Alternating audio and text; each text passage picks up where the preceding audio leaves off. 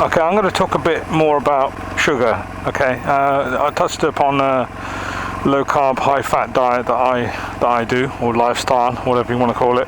I'm not talking about glucose necessarily. I'm talking about the everyday sugar. So it's called sucrose, okay, and it's made out of glucose and fructose.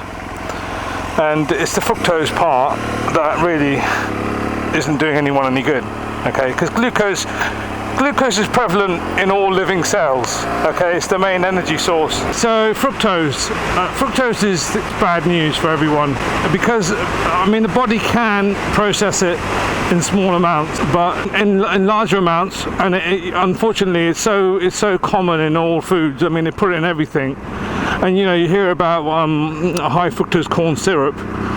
You know, the clue's in the name. So it's a big no-no. I mean, fructose in large amounts in the body, it's terrible. I mean, again, you know, your liver can only process so much, and even then it will turn to fat, basically.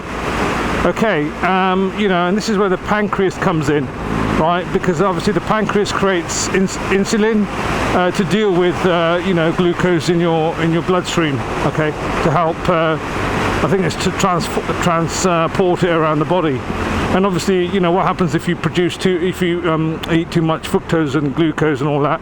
Well, your pancreas can't keep up, and that's where diabetes type 2 comes into play, and your body, you know, has a hard problem in dealing with your blood sugar, as it were.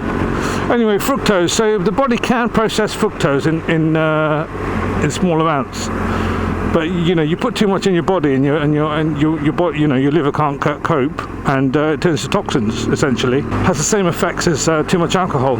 So it fucks your liver up, believe it or not. So if you're gorging on sweets every day, I think it's 100 grams is 100 grams of fructose every day, and you really are not doing yourself any favors.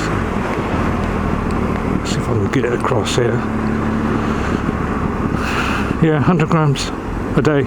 And you know, I think people are eating more than that without even realising, because like I said, they hide it in normal food stuff, like in, you know, I mean, they put it in curry sauces, for crying out loud, and you know, pasties, and you know, bread, and you know, let alone the sugary drinks. They stick it in everything. It's there in the ingredients. It says sugar. You know, it's like we do ingredients in this country by they order it by the amount that appears on the ingredients label. It, you know, appears in the highest amount first, and sugar's nearly, you know, top 3. If it's not salt, it's sugar. So the evils, man, the evils that fructose does is bad. But then I've never met a good evil. Right, okay, so that's fructose, right? I mean, table sugar, right, is I think it's 50-50. 50% sugar, glucose, and 50% fructose. Now in nature, yeah, you know, you get fruit and stuff, but fructose is like, I don't know, 5-10%, and the rest of it's glucose and fiber. That's what fruit is, right? And so you can get away with it. You can't really overeat. You can't really overeat, you know, fruit. You know, you could try, but you can. There's only so much you can eat, right? But when it comes to, you know, these processed foods, you don't know when to stop. You know, your mechanism breaks down, your feedback mechanism. And again, I think that's to do with leptinides or something. Yeah, you can't tell when you've had enough, and that's the other issue with fructose, right? Because your body doesn't even use it for energy, for fuck's sake. Right, it just gets processed by your liver, okay, and your liver's just trying to get rid of it because it sees it as a toxin. I mean, I don't want to have to keep going on here, but it's bad news. We evolved from early man, obviously, and early man didn't have access to Krispy Kreme donuts. Some people are more affected than others, okay, because you know, more prone to you know, diabetes type 2, because type 1 is the one you're born with, okay, where your pancreas it's just out of order from birth, unfortunately, you know.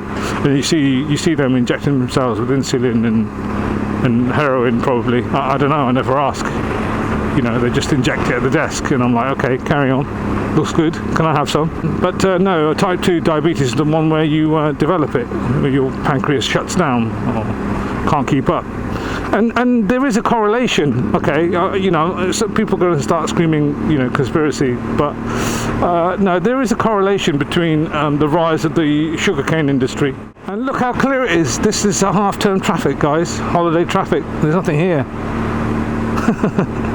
I'm going to get to work like yesterday. It's just so clear. Yeah, so yeah, the sugar industry's been, you know, it's just sold as slaves, unfortunately, because that's what they used to do. They used to take them to the Caribbean, you know, make them plant sugarcane in the fields, and it was a big industry. So there's a correlation between type 2 diabetes and the rise of the sugar industry. Before then, I don't think type 2 diabetes was even recorded as a, you know, as an issue. And then it just rose massively. And you know, you look to Mexico, right, where they've put in a sugar tax, and it's starting to cut down their diabetes issue, right? But it's terrible. You see kids as young as 6 who are obese and diabetic already, type 2 diabetes. So it's fucked. You know, it's a tragedy. By all means, go ahead and have fruit and you know, things like that. But watch out for the fructose, man, because that shit is bad for you. So that's why I started doing the ketogenic diet. Is that it also forces me to stay away from all this processed crap, and I feel much better for it. Honestly, 3 years, and I'm, you know, my weight hasn't fluctuated too badly. Post surgery, yeah, you know, I started eating a lot of calories to help recover, and I put on about a stone, which I've lost again. But yeah, keto does help me to stay strict, you know, in that sense. And it's not easy. It's not for everyone. You know, everyone should find their own way. But you know, that's my experience.